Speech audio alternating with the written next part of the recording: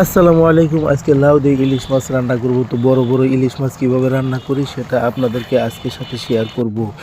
এখানে দেখতেই পাচ্ছেন যে আমি একটি কড়াই গরম করে সরিষার তেল পরিমাণ মতো নিয়ে পেঁয়াজ কুচি এবং কাঁচামরিচের ফালিগুলো এখানে সুন্দর করে ভেজে নেব।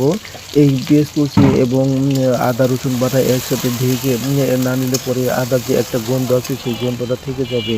আজকের রেসিপিটা একটু স্পেশাল অন্য ধরনের। আর এখানে লাউগুলো কেটে নিয়েছি আমি একটু ডোম ডোম করে। এইভাবে লাউ কেটে নিলে আপনারা এইভাবে রেসিপিটা করে খেতে পারবেন। খুব ভালো একটা সহজ রেসিপি। তো এই রেসিপিতে এখন পেঁয়াজ কুচিগুলো এবং কাঁচামরিচগুলো একটু ভাজা হয়ে গেছে। আর এখানে হলুদ মরিচের যে পেস্টটা আছে তো সেই পেস্টটা এখানে আমি ঢেলে দিয়েছি। তো এখানে উপকরণ হিসেবে দিয়েছি হচ্ছে ধনিয়ার গুঁড়ো আর দিয়েছি জিরের গুঁড়ো, ধনিয়ার গুঁড়ো আর হচ্ছে আপনার হচ্ছে ভাজা।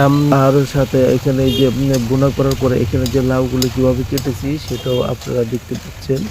আর আমি এইভাবে লাউটা রান্না করার কারণে হচ্ছে এইভাবে লাউটা রান্না করলে অনেকটাই টেস্ট হয়। ইলিশ মাছের লাউ অন্য আপনি পাতলা করে কেটে রান্না করতে পারবেন। মানে সচরাচর গ্রামের পদ্ধতিতে যেভাবে কেটে রান্না করে সেভাবেও করতে পারবেন, কিন্তু এইভাবে একটু টেস্টটা অন্যরকম। এটা নতুন একটা ইউনিক পদ্ধতি। এই পদ্ধতি আপনার আগে কখনো কেউ ট্রাই করছেন কিনা আমি জানি না, তবে আমি এভাবে রান্না করার চেষ্টা করি। তো মশলাগুলো এখানে ভুনা করার পরে তারপর তো এখানে লাউ দিয়ে দিচ্ছি। লাউটাও প্রায় ভুনা ভুনা হয়ে আসছে। আর একটু নরম হয়ে আসলে এখানে আমি সুন্দর করে নাড়াচাড়া দিয়ে দিচ্ছি, কারণ হচ্ছে তলে হচ্ছিল আপনার লেগে যায়। তারপরে এখানে ভুনা হয়ে আসার পরে এখানে পরিমাণ মতো একটু ঝোল দিয়েছি, যেহেতু আমরা সবাই মিলে খাবো তো একটু ঝোলটা তো প্রয়োজন আছেই। আর এই ঝোলটা দেওয়ার পরে এখন ঢাকনাতে ঢেকে দিয়েছি। ঢাকনা উঠিয়ে এখন দেখতে পাচ্ছি যে পানিটা গরম হয়ে আসছে। আর এখন যে মাছ, ইলিশ মাছের জ্যাপকার মাছ, যেগুলো জ্যাপকা নামে পরিচিত, সেইগুলো এখন এই যে আমি দিয়ে দিব। তো এইভাবে দিয়ে দিব। এভাবে রান্না করলে রান্নার একটা টেস্টও বাড়ে, রান্নার একটা গ্রানও আসে, স্মেলটা অন্যরকম। আর যদি এভাবে আপনারা রান্না করতে পারেন তাহলে খেতে অনেক সুস্বাদু হবে। আমি একটু তেলের পরিমাণটা হালকা একটু বেশি দিই, কিন্তু আপনারা একটু তেলের পরিমাণ একটু কম দেবেন। তেলের পরিমাণ একটু কম দিলেও খুব ভালো লাগে। আর এখানে কালারটা জোর চলে আসে। আদা রসুন বাটা তো সব তরকারিতে লাগে, এটা আপনারাও জানেন।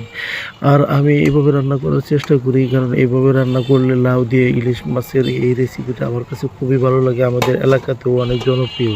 তো মাছগুলো দেওয়া শেষ হয়ে গেছে, এখানে আমি ঢাকনাতে ঢেকে দিয়েছি। আর ঢাকনা উঠিয়ে দেখি যে মাছের ঝোল খুব সুন্দর একটা পরিবেশে চলে আসছে। মাছের এমন একটা ইলিশ মাছের যে সেন্ট আছে সেটা নিয়ে ময় করতেছে। আর এখানে আমি একটা গরম মশলার গুঁড়ো এখানে অ্যাড করেছি। সেটা দেওয়ার পরে তো অন্যরকম একটা সেন্ট বা ফ্লেভার চলে আসছে। এভাবে যদি আপনারা করে দেখেন, দেখবেন আপনাদের খেতে অনেক ভালো লাগবে। যারা লাউ খায় না তারা এই লাউ খাওয়ার পরে হাত চেটে পুটে খাবে। এটা